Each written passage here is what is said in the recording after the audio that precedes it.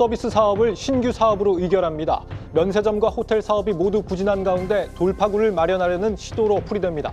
앞서 3년 전 호텔신라는 로레알과 함께 화장품 사업을 새로 시작했다 고배를 마시기도 했습니다. 네, 산업부 이지호 기자와 알아보겠습니다.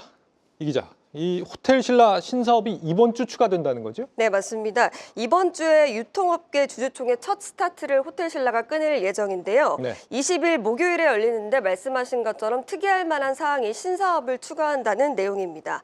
신사업을 사업 목적에 추가하기 위해서 정관 변경을 추진하는데요. 미래 사업을 고려해서 종합 휴양업, 노인 주거 설치 및 운영업 등을 사업 목적에 추가한다는 내용입니다.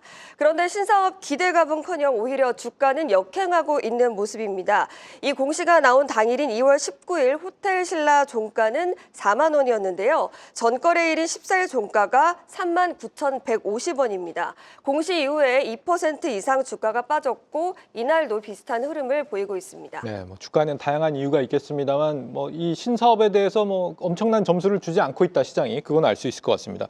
이번에 한다는 이 시니어 레지던스 사업이라는 게 어떤 사업이에요? 네, 일단 중장년층을 대상으로 호텔 수준의 서비스를 제공하는 주거 서비스다 이렇게 좀 해석을 할 수가 있을 것 같습니다. 네. 아직까지 구체적인 계획을 내놓은 것은 아니지만 구매력이 있는 실버 세대를 집중해서 고령화 시대가 다가왔기 때문에 이런 사업을 좀 해보겠다 이런 의지로 좀 풀이가 되는데요. 호텔 운영으로 쌓은 접객 서비스 노하우가 있기 때문에 잘할 수 있다 이런 자신감이 있던 것으로 풀이가 됩니다. 아쉽게도 시장을 선점하는 데는 좀 실패를 했습니다. 이미 호텔 롯데가 프리미엄 시니어 레지던스 브랜드 VL을 2022년 일찌감치 내놨고요. 대명 소노나 신세계 계열 조선호텔앤리조트도 이 사업을 검토하고 있습니다. 국내 실버 산업 시장 규모는 2020년 72조 원에서 2030년 168조 원까지 성장할 것으로 보이는데요. 전문가들은 이 사업이 미래 먹거리가 되려면 사업성이 필요하다고 조언하고 있습니다. 경쟁력 있는 고령층이 대상이라고 해도 또 비용이 너무 과하면 매문받을 수 있어서인데요. 네. 실제로 서울 종로구 평창동 평창카운티 같은 기존 시니어 레지던스 같은 경우도 입주자 미달이 발생한 사례가 있습니다.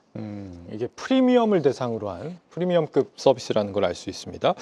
자, 그 호텔신라가 최근에 추진했던 신사업이 있었는데 이것도 결과가 그렇게 좋지는 않았죠? 네, 맞습니다. 대대적으로 뛰어든 신사업이 실패한 사례가 있었는데 이것도 역시 프리미엄이라서 실패한 사례라고 볼 수가 있겠습니다. 네. 호텔신라는 2022년에 사모펀드 운영사 앵커에쿼티와 로레알과 함께 로시안이라는 화장품 회사를 만들었습니다. 당시 K뷰티 열풍이 막 일었을 때인데요. 지난주에 공시된 2024년 사업보고서를 보니까 호텔신라는 로시안 장부가액을 영원으로 처리하고 지분법 적용을 중지했습니다.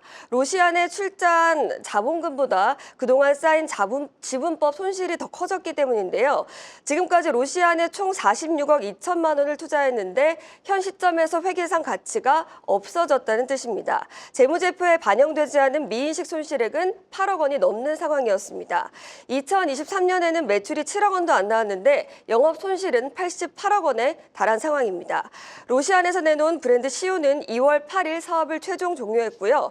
유통업계에서는 신사업을 시도하는 것 자체가 우려의 목소리가 있다라는 이런 시각도 있는데요. 특정 분야가 주목받으니까 일단 해보자는 식으로 뛰어드는 거 아니냐 이런 우려가 나오고 있습니다. 어렵지만 이렇게 자꾸 돌파구를 찾으려고 하는 거는 본업이 많이 흔들리기 때문이 아닌가 이런 생각을 해보게 되는데 면세점 업황 계속 안 좋습니까 요즘도? 네, 맞습니다. 일단 호텔신라는 가장 대표적인 한한령 피해주 가운데 하나였습니다. 신사업은 그렇다 치더라도 한한령 해제 소식에도 주가가 움직이지 않고 있는데요. 신세계나 현대백화점 같은 경우는 면세점을 운영하는 자회사가 있지만 호텔신라는 직접 면세점을 운영하고 있습니다. 호텔신라 전체 실적의 약 80%를 면세점이 차지하기도 하는데요. 면세점은 중국인 단체 관광객 매출이 큰 만큼 해제 기대감이 클 텐데도 지난해 호텔신라 면세점 부진으로 52억 원의 영업 신수를 기록해서 적자 전환했습니다. 결국 본업인 면세점 실적 복원이 중요한 상황인데요. 올해도 경기 전망이 어둡고 또 올리브영이나 다이소 등으로 관광객의 소비 트렌드가 변하면서 면세점을 찾는 발길이 또 끊긴 상황입니다.